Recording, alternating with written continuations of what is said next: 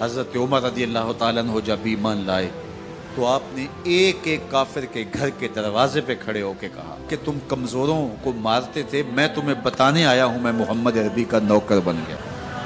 بلکہ آپ نے اعلان کیا جس نے اپنی بیوی کو بیوہ اور بچوں کو یتیم کروانا ہو اور اپنے ماں باپ کی کمر کو جھکانا ہو وہ عمر کے مقابلے میں آئے۔ اللہ اکبر۔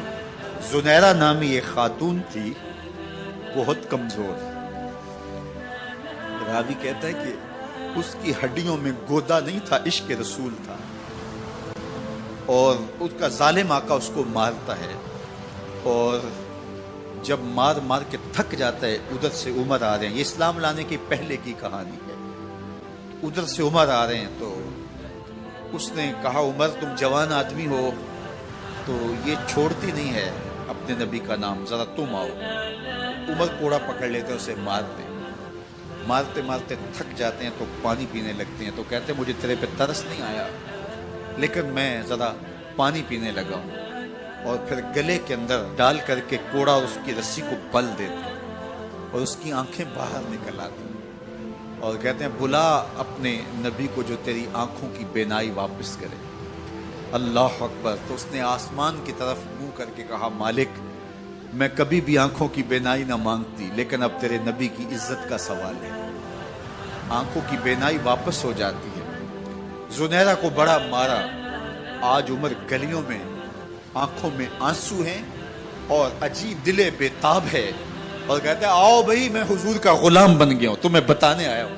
زنیرہ نے موڑ کاٹا تو آگے عمر یہ آواز دے رہے تھے۔ زنیرہ ایک کونے پہ کھڑے ہو کے رو کے کہتی ہے عمر تم تو بڑے اس دن جوش و غضب میں تھے اور تم مارتے ہوئے تھکتے نہیں تھے۔ تو عمر نے کہا زنیرہ اس دن میں نے دیکھا نہیں تھا، اب میں محمد عربی کو دیکھ آیا ہوں۔ جنہ ویکھیا نہیں ہو کرن گلاں، جنہ ویکھیا نہیں ہو کرن گلاں، جنہ ویکھیا ہو تے بول دے، جڑے محرم راز حقیقت دے اور راز حقیقت کھول دے۔ تو حضرت عمر رضی اللہ تعالیٰ عنہ ایمان لائے۔ حضرت عبداللہ ابن مسعود رضی اللہ تعالیٰ عنہ فرماتے ہیں کہ حضرت عمر کا ایمان لانا مسلمانوں کے لیے عزت کا سبب تھا، ان کا ہجرت کرنا مسلمانوں کی نصرت تھی اور ان کی خلافت مسلمانوں کے لیے رحمت تھی۔ حضرت عمر رضی اللہ تعالی عنہ وہ ہیں کہ میرے حضور نے فرمایا لوگوں جب نیک لوگوں کا ذکر کرو تو میرے عمر کا تذکرہ ضرور کیا کرو۔ میرا عمر وہ ہے کہ جب وہ ایک سمت سے آ رہا ہو، ایک گلی اور بازار سے آ رہا ہو تو شیطان بھی آ رہا ہو عمر کو دیکھ کے راستہ تبدیل کر لیتا ہے۔ حضرت عمر رضی اللہ تعالی عنہ کی طبیعت کے اندر جو جاہ و جلال تھا، طبیعت کے اندر جو سختی تھی، وہ اسلام کے اندر آ کر بھی قائم ہے، اور آپ نے وہی سختی، وہی جاہ و جلال جو پہلے مسلمانوں کے خلاف تھا اب کفار کے خلاف، منافقین کے خلاف حضرت عمر کی طبیعت کے اندر وہ جوش و خروش بدستور موجود ہے۔ لیکن جس دن آپ خلیفہ بنے تو اس دن آپ نے ممبر پہ چڑھ کے جو خطبہ دیا اس میں کہا لوگوں میں سخت اس لیے تھا کہ رسول اللہ نرم تھے، پھر میں سخت اس لیے تھا کہ حضرت ابو بکر صدیق نرم تھے، اب میں تخت خلافت پہ بیٹھا ہوں، اب میری سختی جو ہے وہ نرمی میں تبدیل ہو، صرف فاسقوں، فاجروں اور باغیوں کے لیے میں سخت ہوں، باقی تمہارے لیے نرم ہوں۔ سب سے کم جو تنخواہ بیت المال سے اگر کسی وجود نے لی ہے تو وہ حضرت عمر رضی اللہ تعالیٰ نے صرف 2 جوڑے لیتے تھے سال میں، اور راوی کہتا ہے کہ میں نے دیکھا ہے کہ اس میں بھی 17 پیوند لگے ہوتے تھے۔ حضرت عمر رضی اللہ تعالیٰ عنہ کا طرز زندگی، آپ کا انداز معاشرت اور آپ کا انداز خلافت، ہر لمحہ آپ کی زندگی کا اٹھا کے دیکھیے کتنی مرتبہ قرآن حضرت عمر کی رائے کے مطابق نازل ہوا۔ اللہ تعالیٰ جل شانہ نے ان کو صاحب الہام بنایا تھا۔ ہر امت میں کوئی صاحب الہام ہوتا ہے، حضور کی امت کا صاحب الہام حضرت عمر رضی اللہ تعالیٰ، اور آقا کریم نے انہیں اپنا وزیر قرار دیا۔ فرمایا میرے 2 وزیر آسمانوں میں ہیں، 2 وزیر زمینوں میں ہیں، آسمانوں کے وزیر جبرائیل اور میکائیل ہیں اور زمین کے وزیر ابو بکر اور عمر رضی اللہ تعالی عنہما۔ ایک دن حضرت عمر بیٹھ کے رو رہے تھے تو کسی نے کہا حضرت رو کیوں رہے ہیں؟ فرمایا کہ میں اس لیے رو رہا ہوں کہ فلاں پل سے بکریاں گزری ہیں، تو پل کے اندر شکستگی تھی، ٹوٹا ہوا تھا پل درمیان میں، اس میں ایک بکری کی ٹانگ ٹوٹ گئی ہے، تو میں ڈرتا ہوں کہ میرا رب یہ نہ پوچھے کہ عمر تو نے پل صحیح تعمیر نہیں کروائے تھے کہ ایک بکری کی ٹانگ کیوں ٹوٹی ہے۔ یہ ہیں حضرت عمر رضی اللہ تعالی عنہ۔ اللہ اکبر۔ تو اللہ تعالیٰ جل شانہ نے حضرت سیدنا عمر بن خطاب رضی اللہ تعالیٰ عنہ سے جو کام لیا، مختصر دور خلافت کے اندر 10 سال 6 ماہ 4 دن آپ نے خلافت فرمائی ہے، لیکن کہاں سے چلے اور یہاں مکران تک، بلوچستان کا حصہ ہے، یہاں تک آپ کے سلطنت کی حدود وسیع، ادھر آرمینیا تک جا پہنچے، حمص فتح کیا، قادسیہ، یرموک۔ آپ ذرا دیکھیے کہ کہاں تک آپ کی فوجوں کے گھوڑے دوڑتے رہے، اور اللہ تعالیٰ جل شانہ نے ان کو جو توانائی، عدل و انصاف کی قوت عطا فرمائی۔ اللہ اکبر۔ جب زمین پہ عدل کیا ہو تو زمین بھی حکم مانتی ہے، اور حضرت عمر وہ تھے جن کا حکم ہوائیں بھی مانتی تھی، زمین بھی مانتی تھی، جن کا حکم جو ہے وہ آگ بھی تسلیم کرتی تھی اور دریا بھی ان کا حکم مانا کرتے تھے۔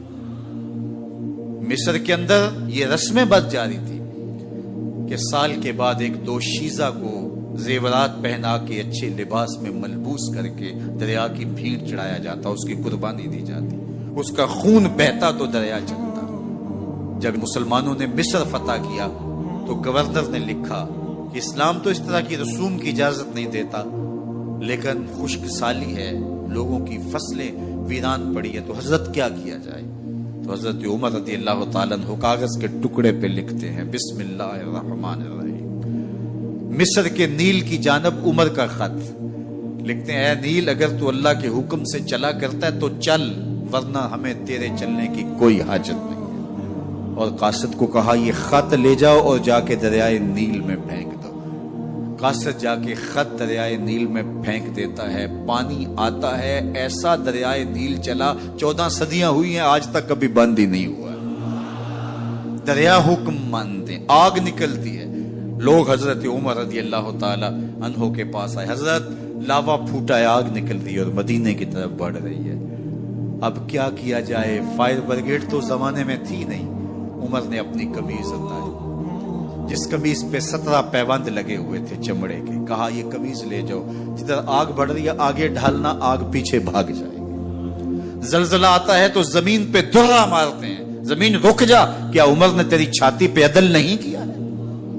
تو یہ عمر ہیں رضی اللہ تعالی عنہ کہ جن کے انصاف کی وجہ سے، جن کے عدل کی وجہ سے اللہ تعالیٰ کی رحمات اور اس کی برکات کا نزول ہوتا تھا، اور اللہ تعالیٰ نے مسلمانوں کو وہ آبرومند حکومت دی۔ کائنات کی تاریخ کے اندر ایسی حکومت آپ نے نہیں دیکھی ہوگی جو حضرت عمر نے حکومت کی ہے۔ اللہ اکبر۔ فرمایا فرات کے کنارے پہ ایک کتا بھی پیاسا مر گیا تو اس کا حساب بھی عمر سے ہوگا۔ باہر سے سفیر آتا ہے اور آ کے پوچھتا ہے کہ میں امیر المومنین کے، مسلمانوں کے حکمران کے محل میں جانا ہے، تو مسکرا کے کہتے ہیں ہمارے امیر کا تو کوئی محل نہیں ہے۔ کہا کہاں ہے تمہارا امیر؟ کہا مسجد نبوی میں ہوگا یا بیت المال کی اونٹوں کی دیکھ بھال میں لگا ہوگا۔ وہ جب گئے تو مسجد میں نہیں ہے، اللہ اکبر، وہاں گئے تو وہاں بھی نہیں ہے۔ پھر کیا دیکھتے ہیں کہ عمر رضی اللہ تعالی عنہ جنت البقیع کے پاس ایک درخت کے نیچے اینٹ کا سرانہ رکھ کے سوئے ہوئے، تو اس نے کہا عمر تو نے عدل کیا ہے، تجھے کچی اینٹ پہ بھی نیند آ گئی۔ ہمارے حکمرانوں نے انصاف نہیں کیا اور وہ بند اور محفوظ کمروں کے اندر بھی سکون اور چین کی نیند نہیں سو سکتے۔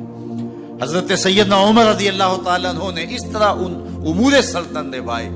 آپ دن کو لوگوں کی دیکھ بھالی کرتے، لوگوں کی ضروریات سنتے سمجھتے، اور جب رات پڑتی لوگ سو جاتے، عمر مدینے کی گلیوں میں پہرا دیتے۔ کائنات نے کوئی ایسا بھی حکمران دیکھا ہوگا؟ اللہ اکبر۔ وہ مجاہد جو مختلف محاذات پہ گئے ہوئے ہوتے، ان کے گھروں کی دیکھ بھالی کرتے، ان کی ضروریات کا خیال رکھتے، ان کی آبرو کا پہرا دیتے۔ راتوں کی تنہائیوں کے اندر حضرت عمر اٹھتے اور جا کے گشت کرتے، چکر لگاتے، دیکھتے کوئی آنکھ پر نم نہ ہو، مفلسی کا کسی گھر میں ماتم نہ ہو۔